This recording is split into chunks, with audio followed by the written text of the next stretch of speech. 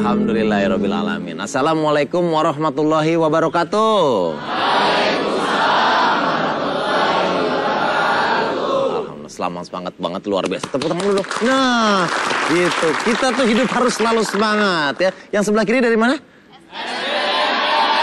STTPLN. Wah, tinggi banget nih. Jangan kalah sama tiang listrik. Tiang listrik kayak tinggi ya. Kalau yang sebelah kanan?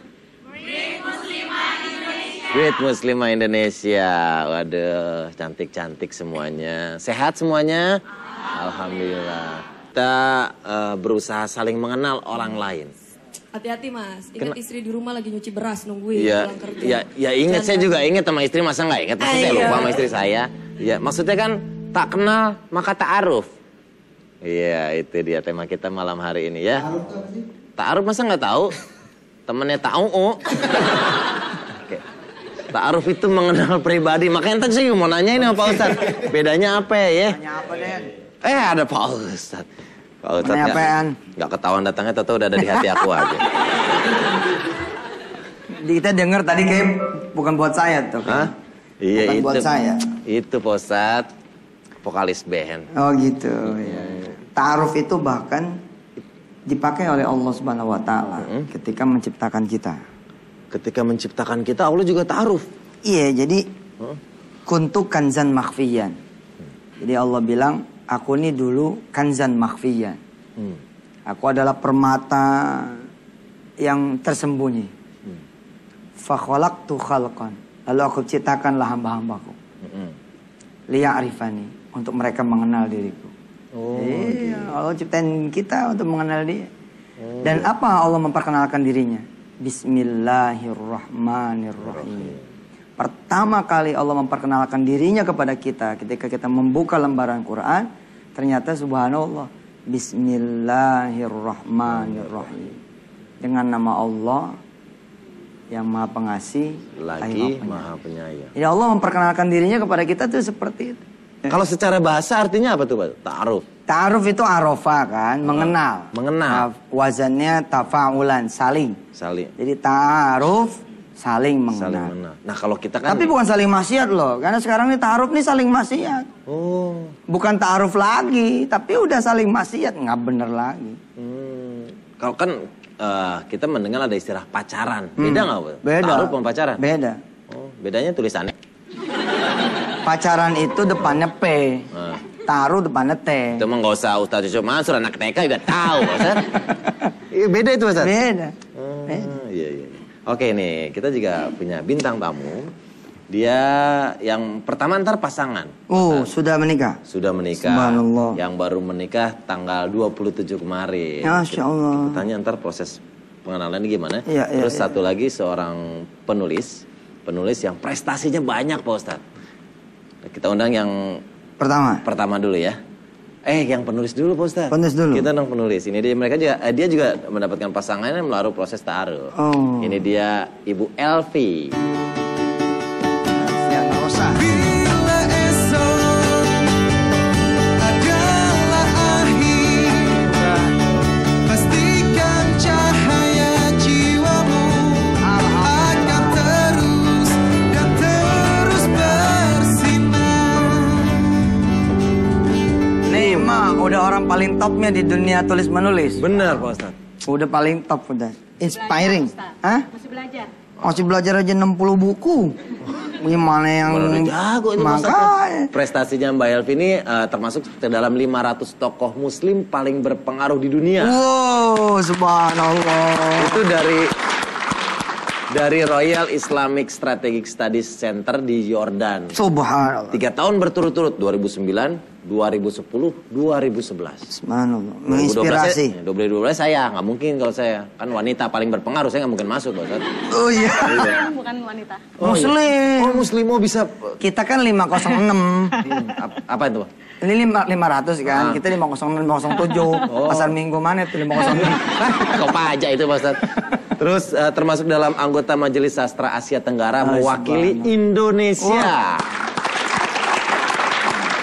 Juga masuk ke dalam wakil ketua Liga Sastra Islam Sedunia untuk wilayah Indonesia. Subhanallah. Pendiri Forum Lingkar Pena. Nah ini fenomenal nih. Ini fenomenal karena ini sudah membuat banyak orang yang tidak bisa menulis tiba-tiba bisa menulis. Salah satunya putri saya Wirda. Belajar Wirda sangat ngefan banget. Mbak Helvi. Pipit dia gurunya. Iya. Masuk FLP anak-anak. FLP Kids. FLP Kids, subhanallah. Oke, Mbak, kita akan tanya prestasinya juga proses ta'aruf ya Pak Ustaz. Ntar, tapi setelah yang satu ini tetap di chatting dengan YM. Allahu Akbar, Allahu Akbar, Alhamdulillah. Tak kenal maka ta'aruf gitu. Nah, Yuda harusnya makasih sama Pak Ustadz Yusuf Mansur. Tadi segmen 1 dipromosiin nih, lagi nyari. Udah ada yang nitip salam. No, yang pakai peci. Mbak Elvi, Deni pengen tanya dong yang 500 tokoh paling berpengaruh. Itu penghargaan dari Yordan ya? Itu hasil riset di Yordan yang meriset tokoh-tokoh muslim sedunia dan memilih 500 tokoh yang dianggap paling berpengaruh. Dari Indonesia kalau tidak salah ada 20-an orang. 20-an. Perempuannya mungkin cuma 3. Tapi menurut saya sih itu beruntung saja. Artinya banyak orang lebih berpengaruh dari saya kok. Iya. Subhanallah, bentuk ketawaduan. Padahal beliau sudah menginspirasi bahkan ya. Maaf ya TKW-TKW yang di Hong Kong, Taiwan. Mereka banyak yang terinspirasi lalu menulis sebuah buku. Bukan sebuah lagi, banyak buku. Puluhan buku. Puluhan buku bahkan, subhanallah. Kasih tepuk tangan lagi buat beliau. Healthy. Tapi kita hari ini pengen lebih denger itu ya. Tentang ta'aruf ya. Ta'arufnya. Benar katanya dikenalin waktu itu sama teman waktu nyusun skripsi. Iya, kalau saya diperkenalkan di rumah sahabat kami di pesantren. Pesantren Selamat waktu itu. Iya, di pesantren ditemani, jadi tidak dibiarkan berduaan. Ya. Kemudian dia mungkin melihat saya juga melihat dia dong. Masa kenalan gak lihat-lihatan gitu ya. Jadi saya lihat dia lihat saya. Tapi sebelumnya kami sudah tukaran data dulu. Jadi tukaran data. Dan ini nih Ustadz nih, saya cuma dikasih 1 data, dia 3 data Ustadz. Maksudnya? 3 data ahwat, 3 data muslimah. Jadi dia dapat 3. Oh, pilihan. Pilihan. Jadi saya punya saingan nih gitu. Ada 3 pilihan. Kok tahu? Dia akhirnya cerita setelah menikah. Gitu. Ada 3. Sebelumnya dia nggak cerita. Nah, ada 3 pilihan ini. Wah, 3 pilihan itu ini yang nyari satu jodoh apa door muslimah. prize? Yang satu muslimahnya sangat kaya Ustadz secara materi. Yang satu sangat cantik secara materi. Gitu. Nah, tapi Mbak Helvi udah cantik kaya lagi. Dia istihoroh. Dia istihoroh dan kemudian dia minta ta'arufnya sama saya. Jadi dari 3 itu dia nggak ta'aruf semua, enggak. Masih ada nggak yang 2 itu? Stoknya masih. Den. Ini iya. udah nih. Yaudah gue lupa. Iya, akhirnya istihoroh dan dia memilih saya. Waktunya hanya 3 bulan. Jadi bulan pertama itu dia ke rumah berkenalan, kemudian melamar. Jadi November berkenalan. Desember melamar, Januari nikah. Alhamdulillah. Sebelum kita ngundang tamu kita yang berikutnya. Tahun 95 saya ceramah. 99. 99. Saya ceramah. Terus tuan rumahnya bilang, aduh subhanallah Pak Ustadz. Cerita lah banyak. Dia bilang, kita pasrah lah Pak Ustadz. Udah emang begitu kali suasananya anak muda sekarang. Dari 10 undangan pernikahan, 5 tuh udah lewat duluan. 99. 2005 satu lagi yang undang saya tuh sampai nangis-nangis dia bilang. Saya tuh subhanallah kurang apa saya sama anak saya dia bilang gitu. Sepertinya ini bukan kalimat saya, kalimat yang undang gitu loh. Kita curhat gitu apa dia bilang? Rasanya dari 10 undangan pernikahan. Ini 2005. Itu 10-10-nya udah lewat duluan. Sekarang nih mungkin lebih dari mungkin ya 15 yang udah duluan karena yang 5-nya nggak ketahuan bakalan nikah apa kagak. Jadi emang ta'aruf ini kadang-kadang suka jadi gerbang justru gerbang yang benar bisa jadi gerbang maksiat, nanti tergantung suasana, siapa yang ngontrol, siapa yang kemudian ada di samping kanan kirinya. Nah, tamu kita ini istimewa karena yang memperkenalkan ini subhanallah orang yang luar biasa di negeri kita undang langsung. Kita undang langsung. Ini pasangan selebriti kita. Ada Edis Adelia dan Ferry Setiawan.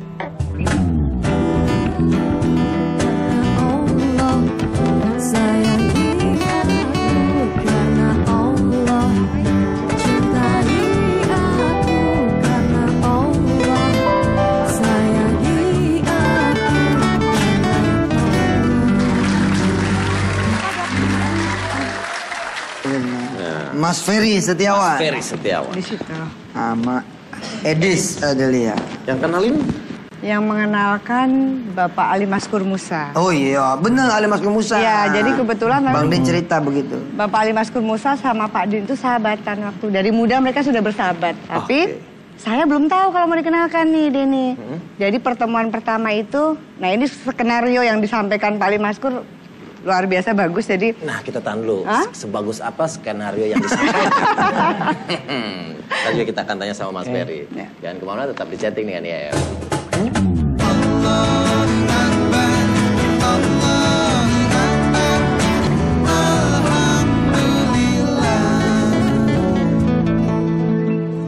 Penasaran ya, mungkin pemirsa juga tentang skenario-nya luar biasa seperti tadi sampaikan Mbak Edis. Gimana? Edis lanjutin. Skenario siapa tadi yang luar biasa? Skenario dari Bapak Ali Maskur Musa. Gimana tuh? Dan diperkenalkan terus Mbak Edis, saya boleh ya ngundang Mbak Edis karena di rumah saya setiap bulan ada pengajian, kata Bapak Ali. Oh boleh Pak, boleh minta kontaknya? Boleh, saya diminta kontaknya sama Pak Ali. Kemudian 2 bulan setelah itu saya ditelepon sama Pak Ali, Mbak Edis, ini saya mau ada acara pengajian. Bisa ngisi tanggal berapa Pak? Gitu kan. Saya, oh iya kosong, boleh bisa gitu. Terus nanti staff saya yang hubungin, katanya gitu kan. Oke. Kemudian saya ditelepon staffnya, kemudian Mbak kita mau meeting gitu. Pas saya sedang meeting itu, Bapak ini hadir. Udah saya nggak ngerti karena waktu itu saya tidak tahu. Masih belum, Ya, kemudian seminggu kemudian kita pengajian, saya pun nggak tahu gitu kan. Tapi Bapak ini sudah minta BB saya gitu. Cuman saya udah mulai curiga nih, dan Ustadz, kalau saya syuting lagi apa? Syuting jangan capek-capek ya, jangan lupa makan ya. Aduh. Nakal. Nah, sampai seminggu setelah pengajian, barulah dia telepon. Saya boleh telepon nggak gitu. Langsung itu malam Ustadz langsung ngomong kita dijodohkan dan gimana saya ingin nikahin kamu gitu. Saya kan kaget loh gitu ya, mungkin mbak-mbak perempuan ini ya kalau ditanya langsung gitu kan. Mungkin kalau Mas Faris... kenapa nggak dari 2 bulan yang lalu gitu? Kalau ini gitu. Pak, udah kelamaan, udah cepet. Ya, dari pertemuan itu kemudian terus saya dibawa ke orang tuanya Mas Ferry. Mas Ferry kan langsung kenal keluarga saya ke orang tuanya Mas Ferry di Bandung. Di situ saya bicara 4 mata dengan ibu. Yang tadinya itu kan 1 bulan ya, 1 bulan saya belum jawab tuh Ustaz, saya istiqoroh terus 1 bulan, terus cepet-cepet tiba ke Bandung, ke rumah ibu. Pertemuan saya dengan ibunya Mas Ferry itu yang membuat saya, kok saya yakin gitu. Justru ketika saya ketemu ibunya, bukan ketemu Mas Ferry-nya gitu. Ketika saya ketahui orang tuanya Mas Ferry, saya bicara dari hati ke hati dengan ibunya. Dan saya sampaikan ibu ini gini-gini. Ya ibunya sangat terbuka dan sayang sekali ya dengan saya, perhatian. Sepulang dari Bandung itulah saya bilang sama Mas Ferry. Yakin? Yes, I do. Akhirnya. Itu emang ungkapan yang ditunggu sama perempuan gitu. Saya terima nikahnya. Saya terima nikah. Itu yang paling ditunggu sama perempuan itu. Benar. Nah, sebelum Denny tanya sama Kang Ferry tentang bagaimana versinya Kang Ferry, Denny punya informasi nih. Buat penonton chatting dengan IAM di rumah, juga buat penonton yang ada di studio. Biasakan berolahraga minimal 10-15 menit sebelum beraktivitas. Agar terhindar dari berbagai macam penyakit, terutama kolesterol.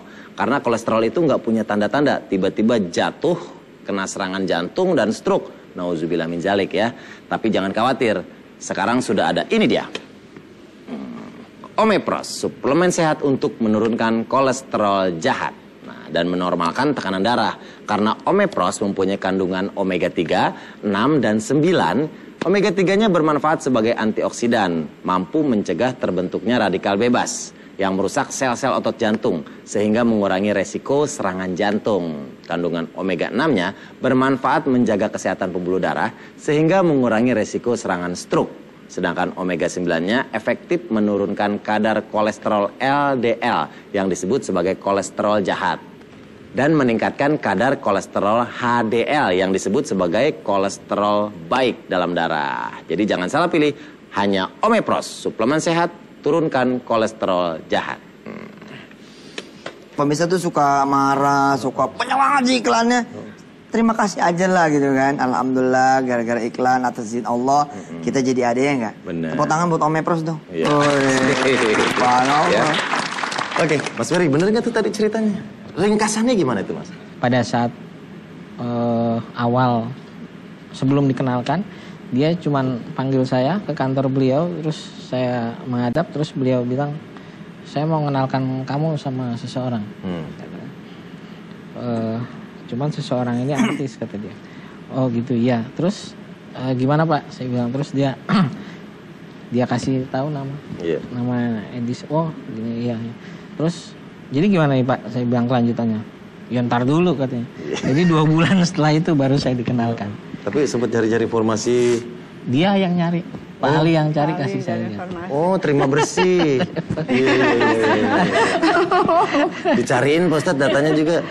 Tapi juga waktu itu katanya tadi saya sempat ngobrol sama Kang Ferry. Waktu Kang Ferry mau nyari jodoh, dia ngetik nama jodohku. Yang keluar nama kamu.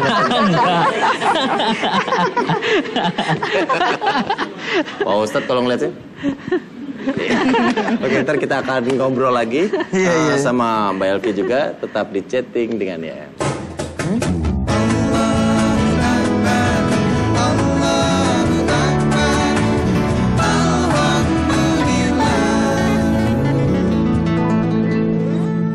Tak kenal maka ta'aruf, itu dia. Dan ini pengen nanya sama Mbak Elvi nih.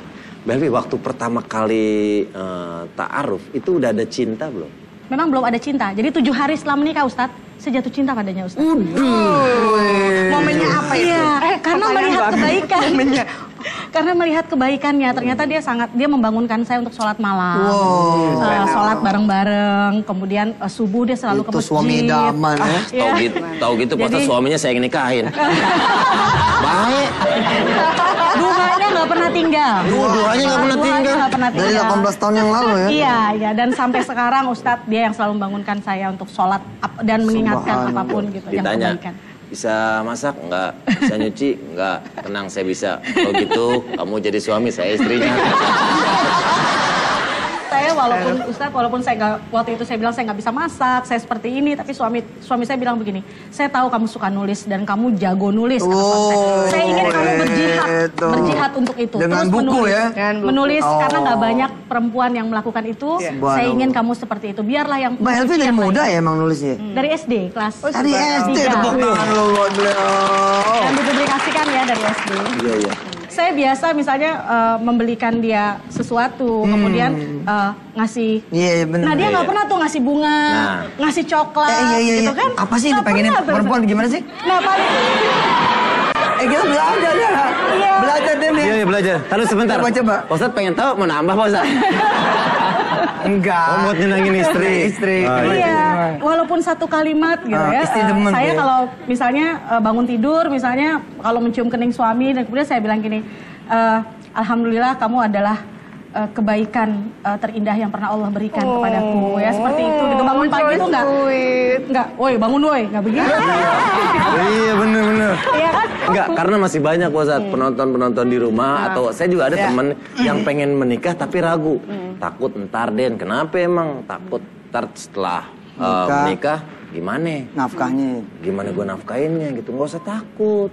Termasuk orang-orang tua yang mertua gitu kan suka pakai syarat yang susah gitu loh buat nikahin anak gitu. Padahal ya menikah itu benar-benar membuka rezeki. Karena yang tadinya haram jadi halal, mandang yang tadinya haram jadi halal, semua jadi halal. Benar. Nah, tanya Mas Ferry. Mas, sekarang udah jatuh cinta? Oh sudah. Iya. Dari karena kan skenarionya tahu duluan. Dari awal gimana waktu awal? Belum. Oh, Belum, karena kan gini. Saya berpikir Pak Ali itu bilang ke saya, ini saya mau ta'arufkan kamu sama seseorang.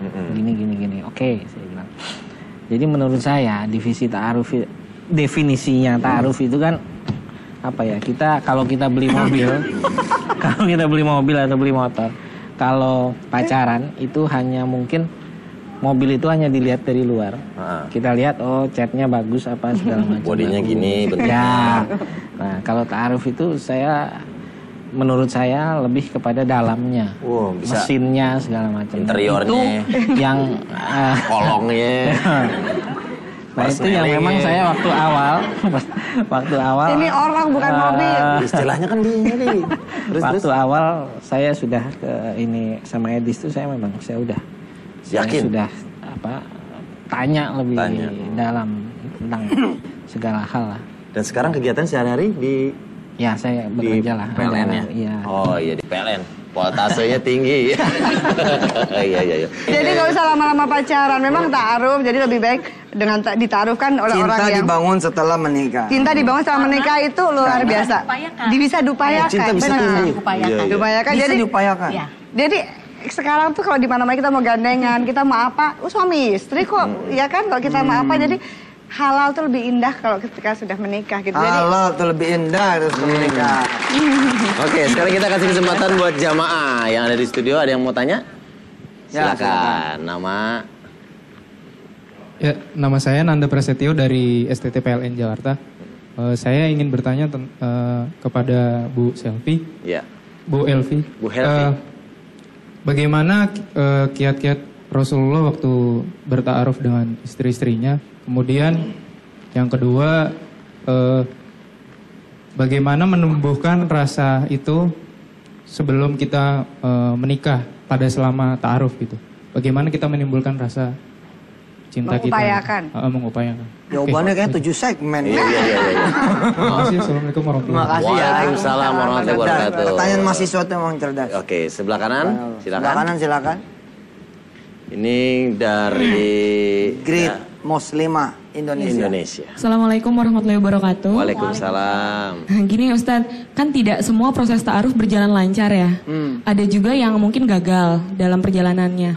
Nah ini gimana kalau ternyata setelah proses ta'aruf berhenti, masih ada pengharapan ingin dengan yang sebelumnya. Jadi masih ada harap-harap, kan itu harusnya kalau udah berhenti aja. Masih ada harapan nih pengen kembali lagi. Itu yang pertama, gimana kalau ternyata orang tersebut merasakan hal demikian, apakah salah atau enggak. Terus yang kedua, mengenai jangka waktu Ustadz.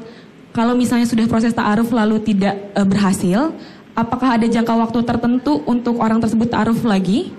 Atau lebih cepat lebih baik? Gitu Ustadz. Oke, terima kasih buat pertanyaan yang bagus ya.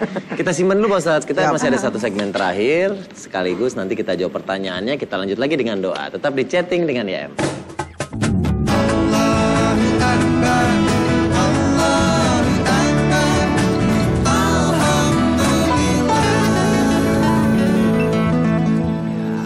Sekarang kita akan jawab 2 pertanyaan yang tadi. Silakan Mbak. Nah, kelihatannya yang lebih paham Ustadz daripada saya. Jadi biar Ustadz aja yang jawab, boleh ya? Ustadz yang jawab benar. Benar. Silakan Ustadz. Iya. Tapi emang itu mesti satu episode lagi tuh.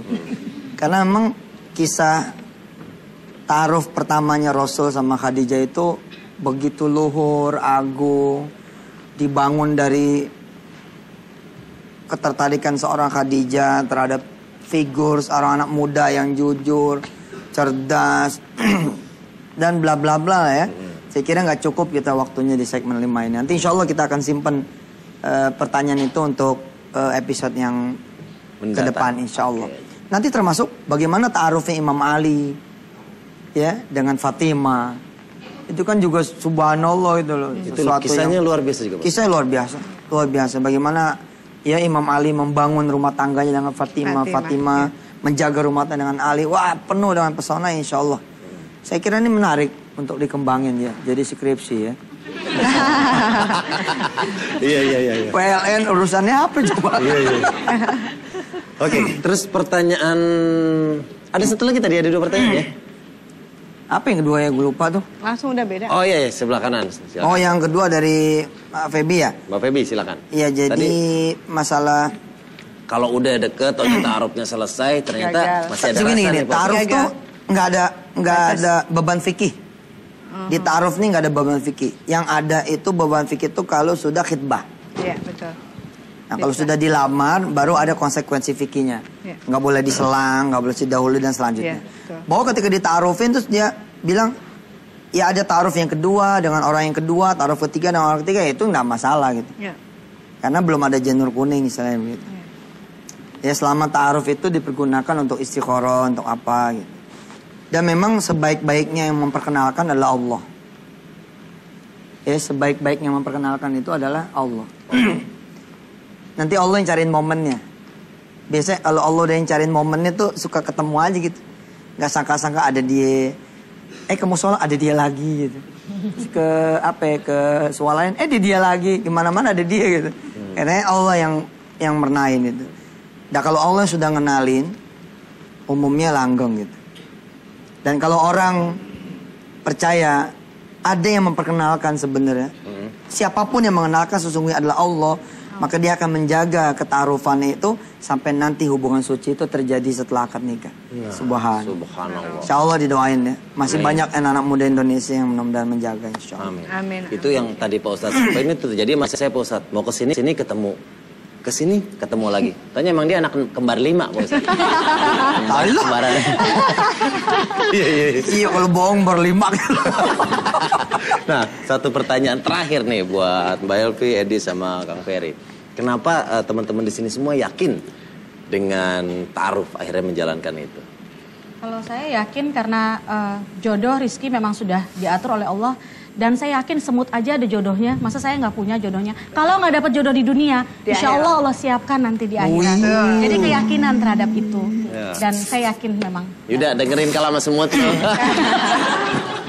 Jadi gini, dan tadinya saya kan pacaran gitu, apalagi sewaktu sebelum hijrah, dan memang bukan suatu jaminan mau pacaran lama juga kita bakal jadi gitu ya. Dan pas saya hijrah memang saya pengen berusaha menjalani kehidupan yang digariskan Al-Quran gitu ya. Saya pengen meninggalkan yang dilarang, menjalankan yang diwajibkan sama Allah. Dan saya berusaha untuk itu sampai saya juga pengen, yaitu tadi saya bilang, saya minta ditaarufkan. Memang saya yang minta. Saya minta ditaarufkan ya kepada siapapun juga. Pernah minta ditaarufkan kepada Ustadz juga ya, Ustadz carikan dong gitu, seperti itu kan. Itu bagian dari ikhtiar saya, usaha saya bahwa saya pengen dapat jodoh yang soleh, yang baik. Amin. Imam dunia akhirat, pengen seperti itu kan. Dan saya terus minta sama Allah, berdoa. Sampai akhirnya ya melalui fadilahnya, melalui Bapak Ali Maskur lah saya diketemukan dengan jodoh. Kemudian yang saya juga semakin bahagia gitu ya, semakin di sini yakin adalah dari proses awal kita ditaarufkan, kita melalui cara-cara Islami. Sampai kita ditaarufkan dengan cara yang benar, kita diketemukan di pengajian. Kemudian yang kedua, kemudian Mas Ferry datang ke keluarga kami dengan baik-baik, saya dengan keluarga Mas Ferry, kemudian kita melalui kedua keluarga ketemu, kemudian kita melalui proses lamaran, dan rentang waktunya memang ditetapkan. Jadi kita setelah saya jawab 1 bulan ta'aruf, saya bilang oke, 1 bulan kemudian kita lamaran, dan 1 bulan setengah kemudian kita resepsi menikah gitu. Jadi ya, alhamdulillah saya merasa itu adalah jawaban Tuhan, jawaban Allah dari doa saya selama ini. Kang Ferry, apa yang bikin yakin? Gini, jadi ta'aruf ini saya melihat merupakan satu fasilitas yang disediakan Allah untuk kita menemukan jodoh kita. Jadi saya yakin kalau memang itu fasilitas yang diberikan Allah, insya Allah kalau kita jalan melalui itu, insya Allah lancar. Insya Allah hasilnya juga baik ya Pak. Nah tadi itu Mbak Helvi sempat bilang punya banyak puisi untuk sang suami. Sang suami. Nih saya udah pilih satu. Puisinya Mbak Elvi yang akan dibacakan untuk sang suami tercinta. Langsung oleh Mbak Elvi. Oh, sebuah. Silakan. Ini judulnya Kangen karena dia nggak hadir di sini.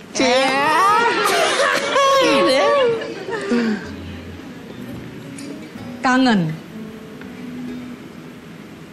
Telah kutuliskan puisi-puisi itu sejak usiamu 26 tahun.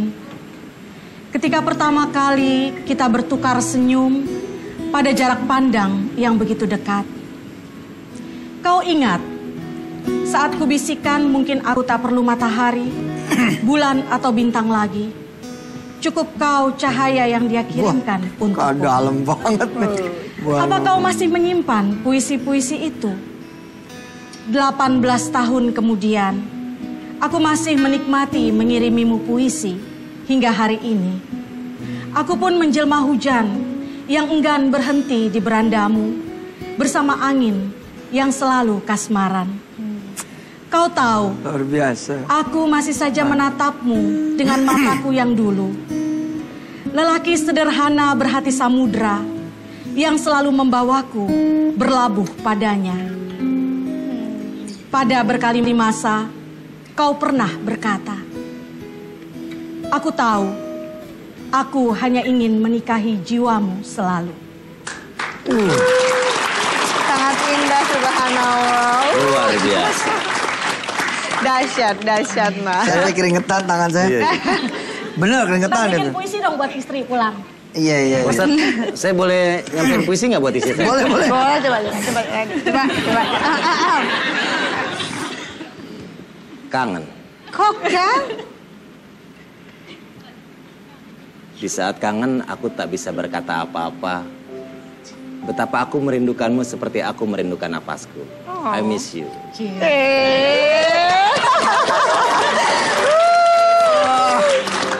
Gua nggak bisa. Ganti, Ustaz coba dong, Ustaz. Satu kalimat buat, ayo. Satu kalimat buat, ayo Ustaz. Kangen. Dibisikin. Satu kalimat aja Ustaz, ayo. Kangen.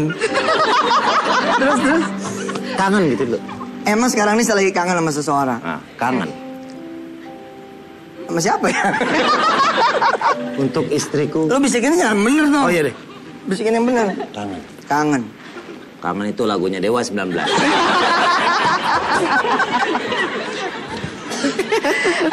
Iya. Romantisme itu penting ya Mbak ya? Iya, itu hadiah ulang tahun perkawinan saya buat dia. Puisi yang tadi. Luar biasa. Keren. Dan memang kan Mbak cerita suaminya lempeng Mbak yang mengajari untuk romantis sama Ustadz. Suami saya ini lempeng orangnya, sementara suaranya romantis. Jadi memang yang saya lakukan adalah setiap hari saya selalu berpikir kata-kata cinta sama dia. Saya selalu mengajak dia dinner dan yang tadinya dia lempeng, saya orangnya sekarang dia udah mulai berubah. Dia mulai menikmati romantisme itu. Apa? Mas, mandi dong. Bau. Masih mending Bos Ustadz Habis daripada bisikin. Iya, keluarga udah ikhlas.